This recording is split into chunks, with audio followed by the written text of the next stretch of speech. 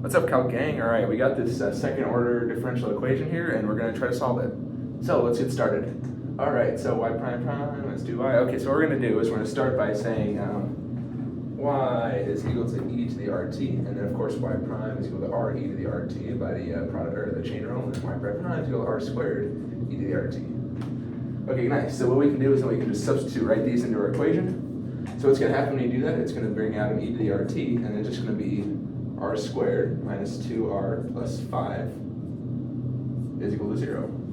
All right, so what we have here is our characteristic equation. And we're going to try to find when this characteristic equation is equal to 0, because this e to the rt is never going to be 0, right? So basically we're trying to find the values of r to make this equal to 0.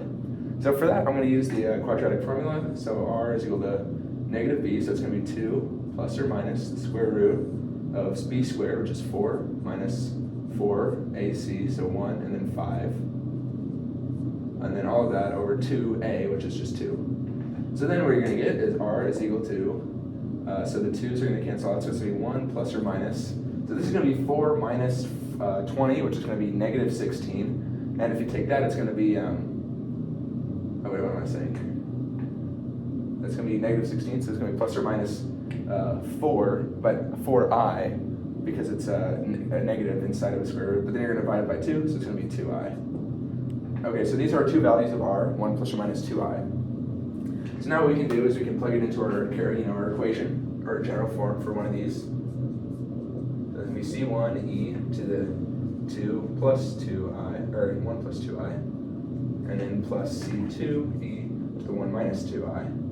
But then also t, because these are r, and then we have t. Okay, so then what I'm going to do is I'm going to factor out the t, and then I'm going to kind of break this up into a different form. So c1 is equal to e. So it's going to be e to the t, and then, but if you notice, it's going to be e to the t plus 2it. And what you know is when you have an exponent, or when you have the exponent and it's adding the two things together, it's the same as e to the t times e to the 2it. And then same thing over here, c2 e to the t, e to the negative 2it. So then we can bring out the e to the t's. So this is going to be e to the t, c1 e to the 2it, plus c2 e to the negative 2it. All right, so what we can do here is, if you watch some of my previous videos, you'll notice that this is going to look, this is an e, I kind of messed myself up. When you see this right here, when you have the c1 e to the something it plus c2 e to the negative something it, it's going to be the same thing as, so this e to the t stays, it'll be c1 cosine of that thing there, 2t, and then plus c2 sine of the same thing, 2t. So this is our general equation right here. This step has a lot of explanation to it, and I'm not trying to go through the theory of why it works.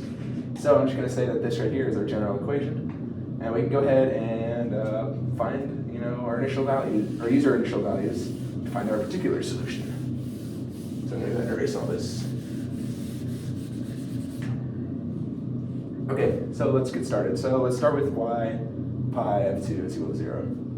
Y pi over 2 is equal to 0, so we can plug in pi over 2. You're going to need e to the pi over 2. And then, so cosine of pi over 2, but that's going to be multiplied, so this is going to be negative c. And then sine of pi over 2, but then it's going to be multiplied by 2, so it's just going to be pi, which is sine of pi is 0. So there you go. But then just to make this equation satisfied, you know that c1 is going to be equal to 0. So that's part 1. So we got c1, now we need to find c2. Okay, so to find c2 basically, we need to take the derivative of this, and then use our initial value for the derivative. So we got to take the derivative, so y prime of t. So we got to do chain rule, right? We got this multiplied by this, or it's product rule. I get them all mixed up. So the first one, e to the t, stays the same, and then all of this is going to stay the same. So c1 cosine of 2t plus c2 sine of 2t. And then we're going to have to chain that with the derivative of the inside times the outside, so it's going to stay e to the t. And then derivative of the inside, so it's going to be negative 2c1 sine 2t plus c2 cosine, or 2c2 sine cosine 2t. Okay, then we plug in our initial value. It's going to be e to the pi over 2, c1 cosine 2 pi. So it's going to be 2 times pi over 2, which is going to be pi, which is -1, so negative c1. And then this is going to turn out to 0, so then it's going to be plus e to the pi over 2. The sine is going to turn out to 0, and then the 2 cosine is going to be, that's going to turn out to negative, right? So yeah, it's going to be negative 2c2. So we know that this is 0, because c1 is equal to 0.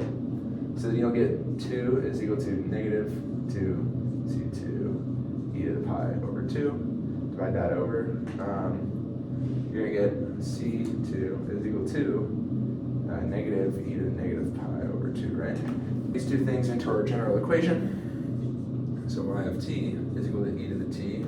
c1 is going to be equal to 0, and then c2 is e to the negative pi over 2 sine of 2t.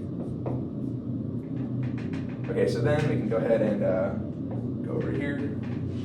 This is going to be y of t is equal to, so if you're multiplying this by this, it's going to be e to the t minus pi over 2 sine of 2t.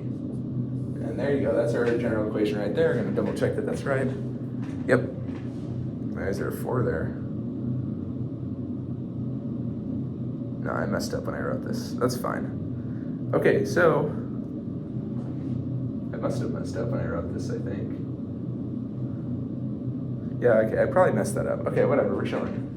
Okay, so we got this right here. What we can do is we can graph it. So let's go ahead and try to do that.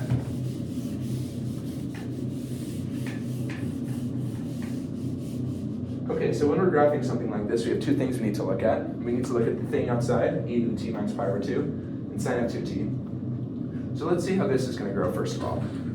So e to the t. So basically what's going to happen is we're going to have this oscillating graph. It's going to be going like up and down, but then it's going to start growing as that e to the t starts growing. So what we want to find basically is how often is it going to oscillate, you know? And so let's start with that. How often is it going to oscillate? So what you want to do is you want to take this this constant in the front, 2 here. So you're going to say the rate at which it oscillates is 2 pi divided by whatever this number is, which is just going to be pi. So every pi, it's going to repeat itself, basically. It's going to go through the same axes. E to the pi minus, e to the t minus pi over 2, that's going to grow exponentially in the positive end direction if, because this is t, and this is y. So as t goes on, it'll go up or down, depending on if y is positive or negative.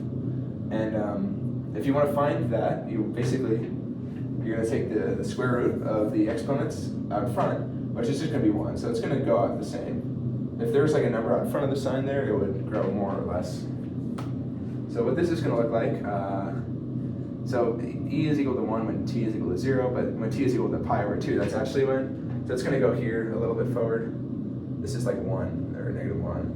This is 1. And it's kind of going to grow out like that, and these are with the form y is equal to negative e to the t minus pi over 2, and this is y is equal to e to the t minus pi over 2. And then let's see, what's our initial condition? So at t is equal to pi over 2, which is right here, our slope is equal to 2, and it crosses the x-intercept because y is equal to 0.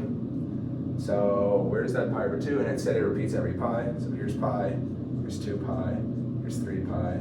You can see it's kind of just going to go like this. You see where it repeats there and there because that's 1 pi apart. So then, I don't know, it's just going to kind of like really oscillate like that, and then as it goes back, it's going to oscillate like that. So yeah, that's how you kind of go out sketching these, solving the problem. Yeah, so hope that helped. Good luck on your differential equations homework.